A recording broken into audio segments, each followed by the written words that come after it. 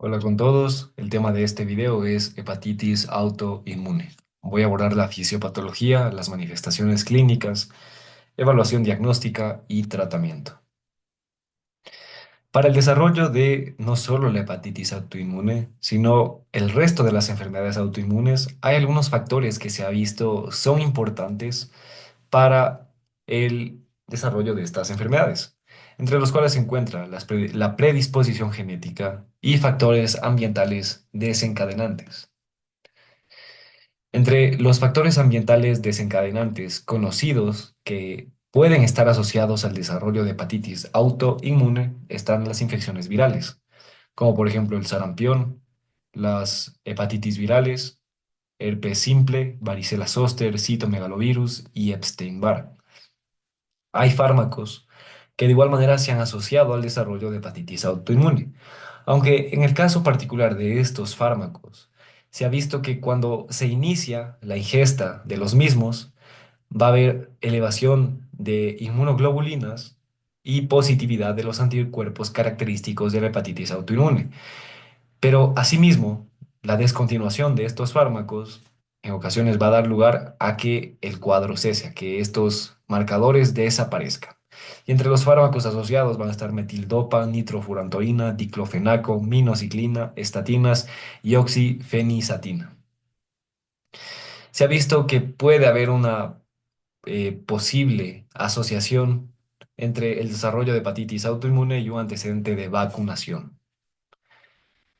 Algo que es sumamente importante mencionar en este aspecto es que en la mayoría de casos de hepatitis autoinmune no se va a identificar un factor desencadenante. Por otro lado, en cuanto a la predisposición genética, se sabe que polimorfismos en el gen que codifica para el complejo mayor de histocompatibilidad, la presencia de los haplotipos HLA-DR3, DR4, DRB3, DRB1 y DQB1 está asociado al desarrollo de hepatitis autoinmune, así como a otras enfermedades autoinmunes. De igual manera, se ha visto que polimorfismos en el gen del receptor del linfocito T y en los genes que codifican para inmunoglobulinas, ciertas variantes están asociadas al desarrollo de hepatitis autoinmune. Entonces, cuando se juntan todos estos factores, un denominador común va a ser la pérdida de tolerancia de las células T, lo cual va a conducir al reconocimiento anómalo de ciertos antígenos en el hepatocito, entre los cuales se encuentra la citocromo P2D6, el receptor asialoglicoproteína y el antígeno soluble del hígado y antígeno hígado-páncreas. Otro de los mecanismos que se piensa podría estar implicado en el desarrollo de la hepatitis autoinmune es una disfunción en lo que son las células T reguladoras, que sabemos que son importantes a la hora de, como su nombre lo indica, eh, regular la actividad de las células T efectoras, regularlas a la baja, disminuir su actividad, particularmente cuando se montan respuestas autoinmunes. En cuanto a la epidemiología, la hepatitis autoinmune puede presentarse a cualquier edad y en cualquier grupo étnico. Hay mayor incidencia en mujeres y en el caso particular de la hepatitis autoinmune, perdón, tipo 1, la proporción mujer-hombre va a ser de 4:1, mientras que en la hepatitis autoinmune del tipo 2, la proporción será de 10:1. La incidencia varía de acuerdo a la región, pero el rango en el cual se va a presentar, la incidencia va a ser de 0,7 a 25 casos por 100.000 habitantes. Se ha visto que en países europeos la incidencia puede llegar a ser mayor, siendo 25 casos por 100.000 habitantes en algunas zonas. En cuanto a las manifestaciones clínicas, realmente hay un espectro que se va a presentar con la hepatitis autoinmune, siendo que los pacientes pueden variar entre lo que es la asintomatología con elevación leve de transaminasas, en los cuales exámenes de rutina pueden llegar a detectar esta elevación en las transaminasas en un paciente asintomático. O bien puede que el cuadro sea agudo, sintomático, e incluso en casos raros realmente que el paciente desarrolle falla hepática fulminante. También a medida que la enfermedad progresa, es posible que los pacientes desarrollen cirrosis. El curso de la enfermedad puede ser constante a nivel de lo que es hallazgos clínicos o puede ser fluctuante o bien puede ser progresivo en cuanto a la severidad. Manifestaciones comunes en pacientes sintomáticos va a ser dolor abdominal, prurito, anorexia, náusea, fatiga, artralgia e ictericia. Puede presentarse a cualquier edad realmente, pero hay dos picos particulares en los cuales va a haber una mayor incidencia. Estos va a ser los 20 y los 50. Pueden haber trastornos extrahepáticos asociados y aquí no que sean directamente causados por la hepatitis autoinmune, sino que pueden haber enfermedades autoinmunes concomitantes, como por ejemplo la tiroiditis autoinmune, artritis reumatoide, diabetes mellitus tipo 1, colitis ulcerativa, enfermedad celíaca, lupus eritematoso sistémico y vitiligo. Va a haber manifestaciones cutáneas que pueden presentarse junto con la hepatitis autoinmune, como lo son una erupción cutánea maculopapular en rostro, tronco y brazos, que suele ser transitoria y que suele aparecer al inicio del cuadro en pacientes sintomáticos. También puede haber urticaria, puede haber líquen plano, puede haber eritema nodoso y puede haber pioderma gangrenoso. Entre los hallazgos de laboratorio que vamos a tener va a estar elevación de las transaminasas AST y ALT en la presentación aguda de la enfermedad.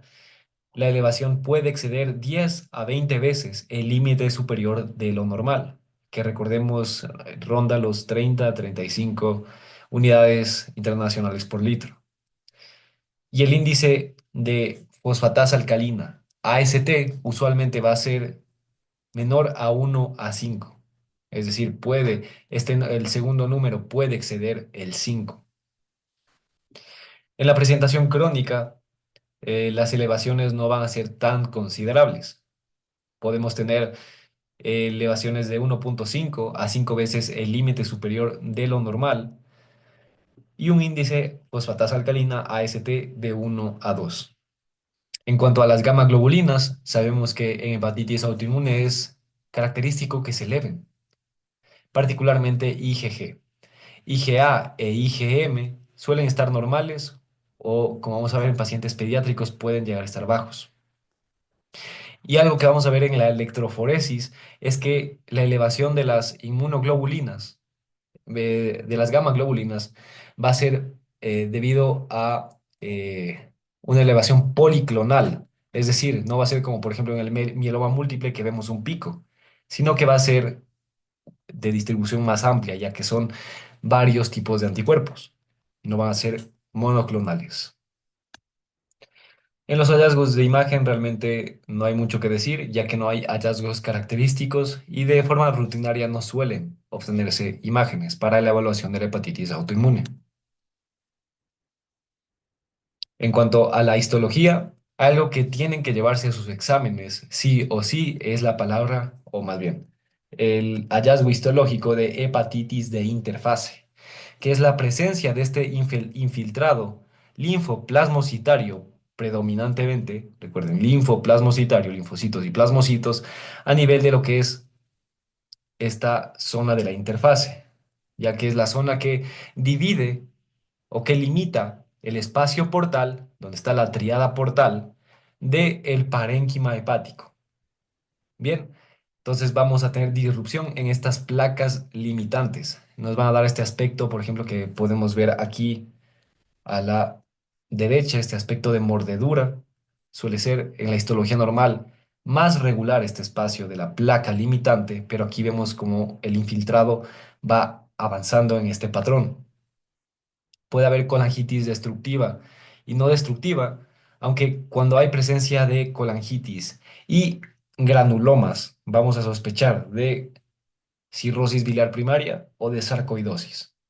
Puede haber presencia de células gigantes multinucleadas y de fibrosis, consecuente a la inflamación y al daño tisular. Bien, ahora para la evaluación diagnóstica. Primero es importante mencionar que el diagnóstico de hepatitis autoinmune va a ser un diagnóstico de exclusión, es decir, después de que nosotros hayamos descartado, por ejemplo, causas de hepatitis, es decir, que la hepatitis sea causada por tóxicos o por infecciones. Una vez que hemos descartado eso, pues vamos a sospechar de hepatitis autoinmune, particularmente en el paciente que encontramos transaminasas elevadas. Entonces, hemos descartado otras posibles causas de hepatitis, de daño hepático, y ahí vamos a realizar la medición de globulinas séricas más marcadores serológicos para hepatitis autoinmune. ¿Cómo lo son? Los anticuerpos antinucleares, que no son específicos de hepatitis autoinmune, cabe decirlo, los antimúsculo liso, los anti-LKM1 y los anti-mitocondrial. Bien, los antimitocondrial tampoco son específicos de hepatitis autoinmune, sino que también pueden estar presentes en la colangitis biliar primaria. Si es que tenemos positivos estos marcadores, pues vamos después a evaluar el puntaje diagnóstico que les voy a enseñar a continuación. Pero si es que es negativo y continúa la sospecha de hepatitis autoinmune, vamos a pedir otros marcadores, que son el ALC1, el anti-SLA-LP y el P-ANCA atípico. Si es que es positivo, de igual manera, evaluar el puntaje diagnóstico y si es que es negativo, vamos a considerar la realización de una biopsia hepática. Si es que por otro lado sospechamos de otro diagnóstico como la colangitis esclerosante primaria, vamos a realizar una colangiopancreatografía con resonancia magnética en los siguientes pacientes: en aquellos que tengan diagnóstico de enfermedad inflamatoria intestinal o en pacientes con patrón bioquímico de colestasis, es decir, una elevación predominante de fosfatasa alcalina y no tanto de AST y ALT. Bien, entonces este es el puntaje diagnóstico para la hepatitis autoinmune. Entonces, primero, el primer criterio va a ser la presencia de autoanticuerpos. Si es que tenemos anticuerpos antinucleares o antimúsculo liso con unos títulos de 1 a 40, pues vamos a tener un punto. Si es que los títulos superan el 1 a 80, van a ser 2 puntos. Si es que tenemos el LKM que supere 1 a 40, o un anticuerpo para el antígeno soluble hepático positivo, vamos a tener igual 2 puntos. Si es que, por otro lado, en el caso de la medición de IgG, la concentración supera el límite superior de lo normal, valga la redundancia, 1 punto. Si es que supera 1,10 veces el límite superior de lo normal, 2 puntos. En cuanto, si es que se realiza una biopsia, vamos a ver los siguientes criterios. Si es que tiene características histológicas compatibles con hepatitis autoinmune, como hepatitis crónica con infiltrado linfocítico, vamos a tener 1 punto. Esto no es tan específico. Pero si es que tenemos características típicas de la hepatitis autoinmune, como por ejemplo la hepatitis de interfase, infiltrado linfocítico linfoplasmocitario en la zona portal, rosetas hepáticas, emperipolesis o ausencia de hepatitis viral, 2 puntos. Entonces sumamos todo esto. Si es que el puntaje es 6, el diagnóstico es probable, pero es que si es que supera 7, el diagnóstico va a ser definitivo. Y esta es la sensibilidad y especificidad para este puntaje. Bien, lo siguiente es clasificar. Realmente la clasificación, al menos en el manejo inicial, no tiene un gran impacto, puesto que el manejo va a ser el mismo, pero solo debemos saber qué anticuerpos son característicos de qué tipo de hepatitis autoinmune. Para el hepatitis autoinmune tipo 1, los anticuerpos que vamos a encontrar positivos van a ser los ANA, los antimúsculo liso, los antiactina, los antígeno soluble hepático, antígeno pancreático hepático, el P-ANCA atípico y el anticuerpo antimitocondrial. En la hepatitis autoinmune tipo 2 van a estar positivos el anticuerpo LKM1, el LKM3 y el anticitosol hepático 1 o ALC1. Cabe mencionar que anticuerpos que no son específicos tanto para hepatitis, pero suelen aparecer más en lupus, pueden estar presentes en pacientes con hepatitis autoinmune sin lupus, como lo son los anti-DNA, y pueden estar presentes tanto en el tipo 1 como en el tipo 2. Entonces aquí es más difícil la clasificación. Pero también es posible que incluso si en la biopsia se encuentran los hallazgos típicos, no tengamos anticuerpos positivos. Aquí estaríamos hablando de una hepatitis autoinmune con anticuerpos negativos o hepatitis crónica criptogénica, que va a ser el 20% de los pacientes. Es importante tener en cuenta el diagnóstico diferencial. Primero vamos a ver otras enfermedades hepáticas autoinmunes como la colangitis biliar primaria, en la cual vamos a tener positivo el anticuerpo antimitocondrial, pero este va a ser el subtipo M2 y va a estar aislado, es decir, no va a haber otro anticuerpo concomitante. Los hallazgos en histología va a ser escasa presencia de ductos biliares, inflamación o fibrosis periductal. También está el síndrome de sobreposición, en el cual van a haber hallazgos de colangitis esclerosante primaria y de hepatitis autoinmune. Aquí va a haber dilatación y estenosis multifocal intrahepática y o extrahepática de los ductos biliares, lo cual es característico de la colangitis esclerosante primaria. Vamos a considerar otras causas de hepatitis, en este caso no autoinmune, como hepatitis viral, hepatitis inducida por medicamentos, esteatohepatitis no alcohólica, lupus eritematoso sistémico, bueno, este sería en causa autoinmune, y en sobrecarga de hierro en pacientes con hemocromatosis. Entonces, una vez que ya tenemos el diagnóstico, lo siguiente es el tratamiento inicial. Y aquí me voy a centrar en el tratamiento en pacientes sin falla hepática aguda y sin cirrosis. Entonces, lo primero son medidas generales. Es vacunación para hepatitis A y hepatitis B en pacientes que no están inmunizados, abstinencia al alcohol y referir a un hepatólogo para el manejo a largo plazo. Lo siguiente es preguntarnos si es que hay riesgo de toxicidad por glucocorticoides, es decir, hipertensión no controlada, diabetes, historia de psicosis o de osteoporosis. Si la respuesta es sí, vamos a ver alternativas al manejo de primera línea, que es dosis altas de glucocorticoides sistémicos. Y entonces aquí vamos a considerar utilizar dosis bajas de glucocorticoides orales con o sin un antimetabolito. Vamos a considerar budesonida con o sin tiopurina. Y es importante aquí mencionar que la budesonida es una buena opción en pacientes que tienen riesgo de toxicidad por glucocorticoides debido a que tiene un alto metabolismo de primer paso en el hígado. Es decir, no van a llegar tantas concentraciones a la circulación sistémica, lo cual previene el desarrollo de toxicidad. Si por otro lado el paciente no tiene riesgo de toxicidad por glucocorticoides, vamos a iniciar con prednisona 40 a 60 miligramos al día, seguido de un desescalamiento gradual. Vamos a monitorear semanalmente estudios del laboratorio, principalmente transaminasas, y ahí nos preguntamos lo siguiente, es que si dentro de las 4 semanas posteriores al inicio del tratamiento, las transaminasas han disminuido en 50% o más, si es que la respuesta es sí, vamos a continuar con los glucocorticoides, pero en este caso vamos a seguir con el desescalamiento hasta obtener una dosis de 10 miligramos al día. Vamos a monitorear los estudios de laboratorio cada 2 a 4 semanas y eventualmente, cuando ya han pasado 6 meses, vamos a ver si es que se han normalizado las transaminasas y los niveles de IgG. Bien, si la respuesta es sí, vamos a continuar con el desescalamiento de la prednisona hasta obtener una dosis de 2,5 a 7,5 miligramos al día como mantenimiento. Vamos a monitorear los estudios de laboratorio cada 1 a 3 meses durante este desescalamiento y vamos a continuar con la dosis baja de prednisona por al menos 18 meses antes de volver a evaluar al paciente y considerar la descontinuación de los glucocorticoides. Si por otro lado la respuesta a esta pregunta inicial, que es la disminución de más del 50% dentro de las primeras 4 semanas de iniciar el tratamiento, si vemos que este no es el caso, o si vemos que no ha normalizado los 6 meses con el uso solo de glucocorticoides, lo siguiente es añadir un antimetabolito como la azatioprina.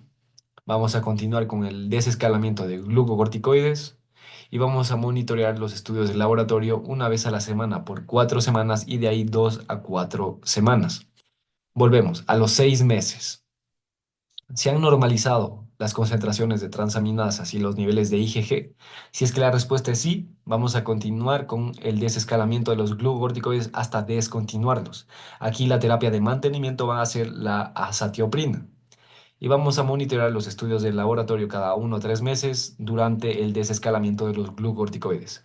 Si es que la respuesta es no, si es que no ha normalizado ya en este punto de que hemos iniciado azatioprina y estamos dando concomitantemente glucocorticoides, lo siguiente es referir, si es que no ha sido referido ya al hepatólogo, pues referirlo y que este guíe el manejo, que puede ser con terapia investigacional, es decir, fármacos que todavía no están aprobados, pero están bajo investigación, y evaluar la posible necesidad de trasplante hepático para pacientes con enfermedad progresiva. Bien, ahora vamos con qué es lo que se realiza en los niños. Realmente la evaluación va a ser similar a la de los adultos, solo que aquí vamos a realizar colangiopancreatografía por resonancia magnética en todos los niños para descartar colangitis esclerosante autoinmune. Aquí los títulos de los anticuerpos cuando superan el 1 a 20 van a ser considerados positivos. Bien, y aquí la evaluación de los anticuerpos inicial va a ser similar. Vamos a comenzar con ANA, con antimúsculo liso, anti-LKM1, AMA y niveles de IgG o de gamma globulinas en general.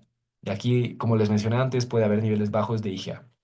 Si es que estos marcadores están negativos, lo siguiente es realizar el anticuerpo ALC1, anti-SLA-LP o el PANCA. Bien, es importante mencionar que la enfermedad de Wilson, que suele debutar o suele manifestarse inicialmente en los niños, puede presentarse como hepatitis crónica o esteatosis hepática. Aquí puede ser importante evaluar los niveles de ceruloplasmina sérica bajos. Bien, y si están por debajo de 20 miligramos por decilitro, podemos realizar el diagnóstico de enfermedad de Wilson. Y eso ha sido todo con respecto a la hepatitis autoinmune. Si es que el video te ha servido, te invito a que te suscribas, que des like y lo compartas.